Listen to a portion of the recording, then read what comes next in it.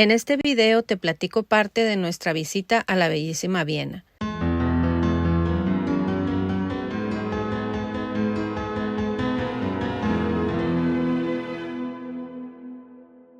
Nuestro hotel estaba muy bien ubicado, a la vuelta de Karnerstraße, una calle peatonal con muchas tiendas y restaurantes, que va del edificio de la ópera a la Catedral de San Esteban.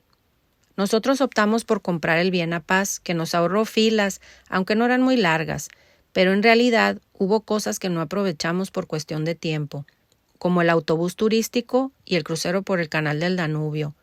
¿Volvería a comprar el pase? La verdad no sé. Iniciamos nuestro recorrido por Ringstraße, una avenida que rodea el centro de Viena, pero no es solo una calle, sino que está formada por diferentes tramos que incluyen la palabra Ring en sus nombres, como Burgring, Opernring y Maßrings. Si te fijas en este mapa, todo el recorrido de edificios históricos se hace en menos de una hora. Si optas por un Guru Walk o ese tipo de tours a pie, tienen una duración aproximada de 2 horas, claro que visto solo por fuera. La historia de este anillo es muy interesante. En 1857, Francisco José ordenó derribar la muralla que rodeaba la ciudad desde el siglo XIII, y también se derribaron las puertas de acceso, las fortificaciones y el glacis, que era una pendiente despejada de 500 metros que ayudaba en la defensa de la ciudad. Y se planeó la gran avenida y una calle paralela dedicada en exclusiva al tráfico industrial. Se vendieron algunos terrenos y con los beneficios se financió la construcción de los edificios públicos. La nobleza y la alta burguesía construyeron palacios grandiosos de estilo historicista. Algunos de ellos ya no existen, como te platicaré más adelante. Empezamos el recorrido por sus principales edificios con la iglesia votiva. La iglesia votiva del Divino Salvador es un hermoso templo neogótico, levantado en el lugar en el que un nacionalista húngaro intentó asesinar al emperador Francisco José, quien milagrosamente no resultó herido. Para agradecer a Dios, su hermano Maximiliano recaudó fondos para la construcción de una iglesia dedicada a la memoria de este suceso. En su interior alberga un altar dedicado a la Virgen de Guadalupe. La iglesia se inauguró en 1879, con motivo del 25 aniversario de la boda de Sisi y Francisco José. Maximiliano nunca la vio terminada. El siguiente sitio importante es la Universidad de Viena. Es una universidad pública fundada en 1365 por Rodolfo IV, siendo la segunda universidad del Sacro Imperio Romano Germánico. La primera fue la Universidad de Praga. En el siglo XIX se amplió y se le dotó de un nuevo estilo neoclásico. Actualmente es la universidad más grande de Austria y del área germanoparlante y una de las más grandes de Europa en su conjunto. Seguimos con el edificio del Ayuntamiento. Este edificio inició su construcción en 1872.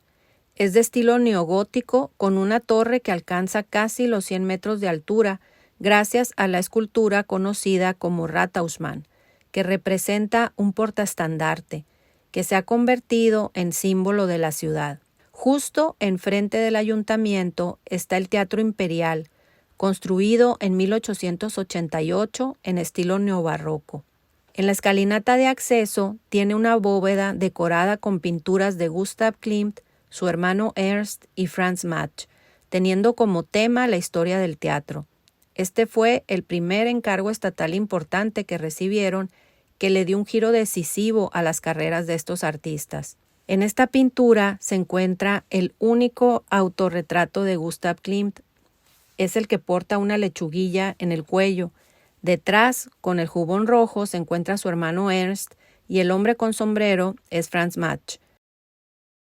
Un poco más adelante se llega al edificio del Parlamento de Austria, un enorme edificio de estilo neoclásico que comenzó su construcción en 1874.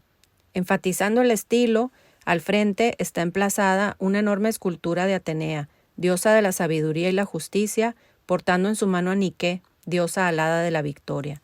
El diseño urbano emprendido por Francisco José en esta zona de Ringstraße dotó a la ciudad de varias áreas verdes, de bellísimas plazas y parques como el Volksgarten, que está frente al Parlamento.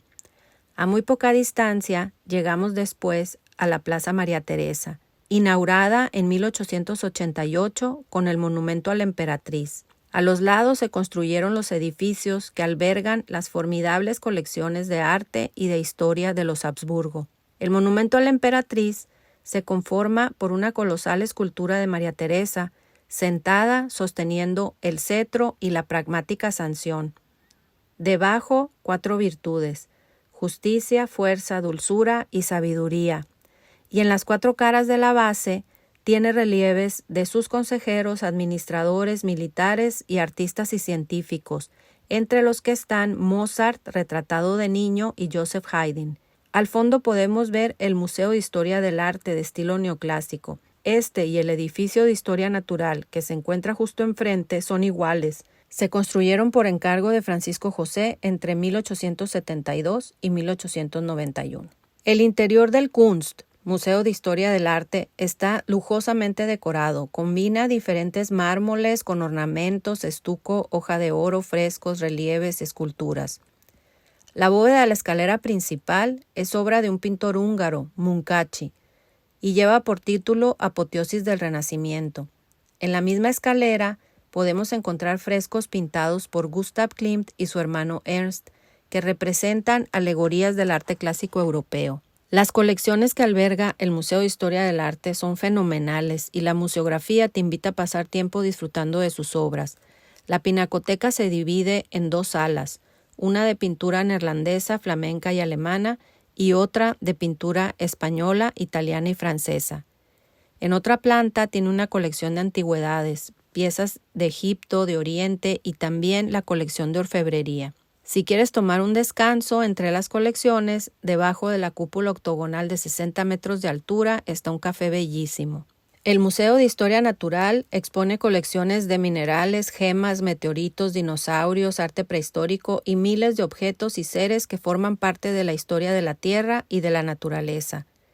La obra maestra de este museo es la Venus de Willendorf, una pieza de casi 30.000 años de antigüedad y solo 11 centímetros de tamaño, que fue hallada en 1908 a unos 50 minutos de Viena. Frente a la Plaza María Teresa y a estos 2 museos se encuentra la Plaza de los Héroes y el acceso al Palacio de Hofburg. La Plaza de los Héroes también fue construida por encargo de Francisco José. En ella se alzan 2 esculturas ecuestres representando al príncipe Eugenio de Saboya, gran estratega militar al servicio de los Habsburgo, y otra al archiduque Carlos de Austria, también recordado como un gran jefe militar.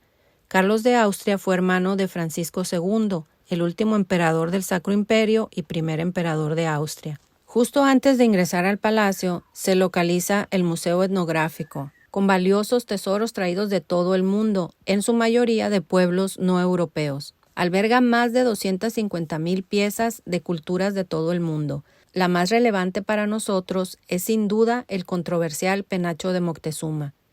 Se cree que esta pieza fue un regalo que hizo Moctezuma a Hernán Cortés y que éste se lo pudo haber dado a Carlos V, quedándose con la familia Habsburgo desde entonces. El Hofburg no inició su construcción con los Habsburgo, sino con el rey Ottokar de Bohemia en el 1275.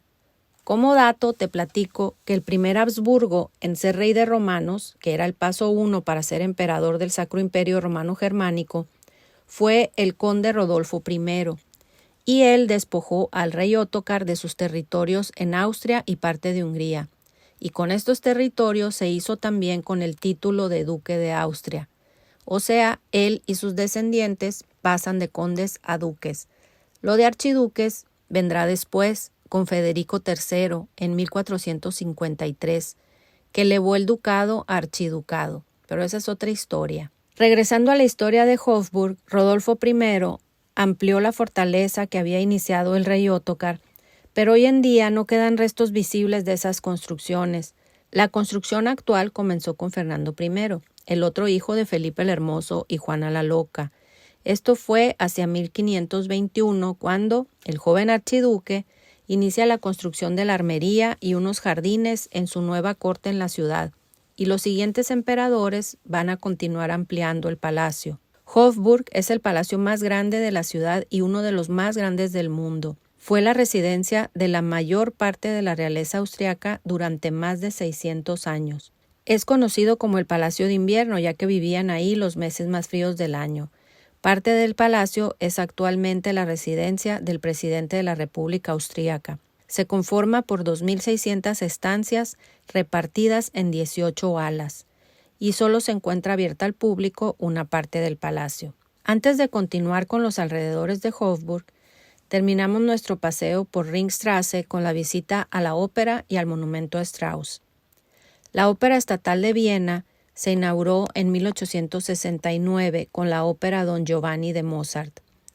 El proyecto lo ganaron 2 arquitectos, uno de ellos era Eduard van der Nul, y este proyecto pretendía ser un edificio monumental.